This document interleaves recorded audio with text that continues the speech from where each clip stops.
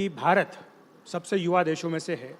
युवा शक्ति भारत की शक्ति है, क्योंकि जो डेमोग्राफिक डिविडेंड की बात होती है उसमें माना जाता है कि युवाओं का अगर हम सही तरीके से उपयोग करें तो भारत एक विकसित राष्ट्र बन सकता है।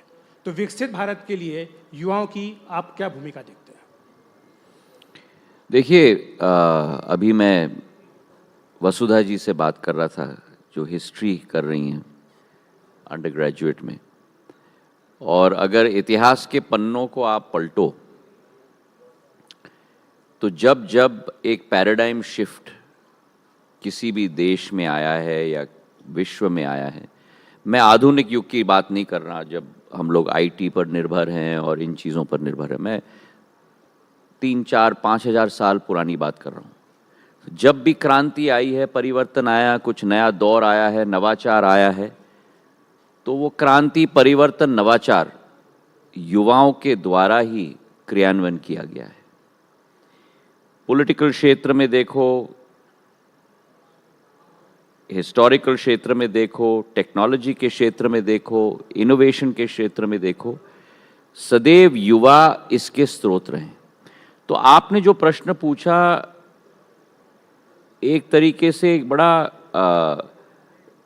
मेटाफोर है, क्योंकि युवा ही देश, किसी भी देश का सिंबल होता है। और आज हमारे पास भारत में एक खजाना है नौजवानों का। खजाना क्यों? 70% हमारी देश की आबादी 35 वर्ष की आयु से कम है, और 70% मतलब we are talking about close to about 90 crore people, 900 million people, 90 crore मतलब वर्तमान अमेरिका की आबादी का 3 गुना, वर्तमान संयुक्त Europe, eastern Europe and western Europe का 2 गुना आबादी। ये हमारी यूथ पावर है।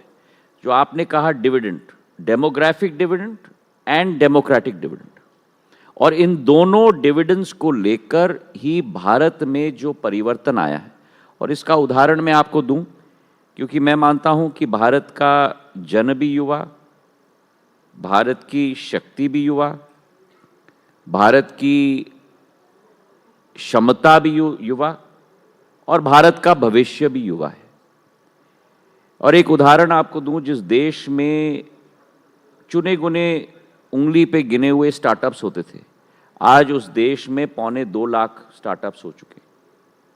जिस देश में एक भी यूनिकॉर्न नहीं होता था, आज उसी देश में 100 से ज्यादा यूनिकॉर्न्स हैं। तो ये हमारा खजाना है। इस खजाने को चैनलाइज करना, प्रोडक्टिवली यूज करना, ये हमारा दायित्व है।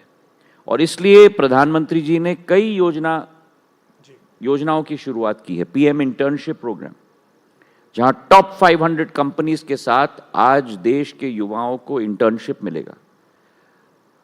हम लोग जब बच्चे होते थे, अब मैं आपको अपना उम्र नहीं बताऊंगा, नहीं तो कई इल्यूजन्स शैटर हो जाएंगी, तब हम लोगों को ये मौका मिलता था केवल विदेश में। जब विदेश में पढ़ाई हम लोग करते थे तो समर में, जैसे अब कॉलेज में, इंटर्नशिप की अपॉर्चुनिटी अब प्रधानमंत्री जी की वजह से सभी नौजवानों को मिलेगा। और इस वर्ष ही 80,000 नौजवानों ने इनरोलमेंट इंटर्नशिप प्रोग्राम में अपने आप को दाखिल कर दिया है।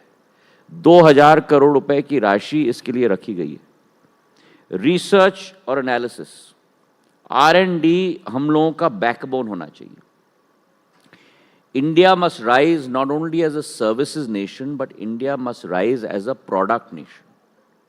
And if you want to be a product nation, then R&D, अनुसंधान, उसकी नींव होनी होगी। और वो R&D कैसे होगा? जब आपके पास एक्सेस होगा रिसर्च को, जर्नल्स को। तो भारत सरकार ने योजना बनाई है to give access to all universities across India, international database. And government of India खर्च करने वाली है 6,000 करोड़ रुपए, ताकि सारे यूनिवर्सिटीज को इंटरनेशनल डेटाबेस का एक्सेस मिले, रिसर्च पेपर्स का एक्सेस मिले। तो ऐसे बहुत सारे स्कीम्स हैं जो सरकार ला रही है नौजवानों को इंटीग्रेट करने के लिए। अब एआई का जमाना है अखिलेश जी। एआई के जमाने में भारत सरकार एआई की स्कीम लेके आई है, AI for all. 10,275 crores has been budgeted for Government of India to propel AI along with all of you. So government today is no longer a regulator. Government's role under Prime Minister Modi has become that of a facilitator in India's journey from Amrit Kal to Shatabdi Kal, from a developing nation to a Viksit Bharat, from a Nirbhar Bharat to an Atmanirbhar Bharat. ये हमारा vision है, ये हमारा संकल्प है.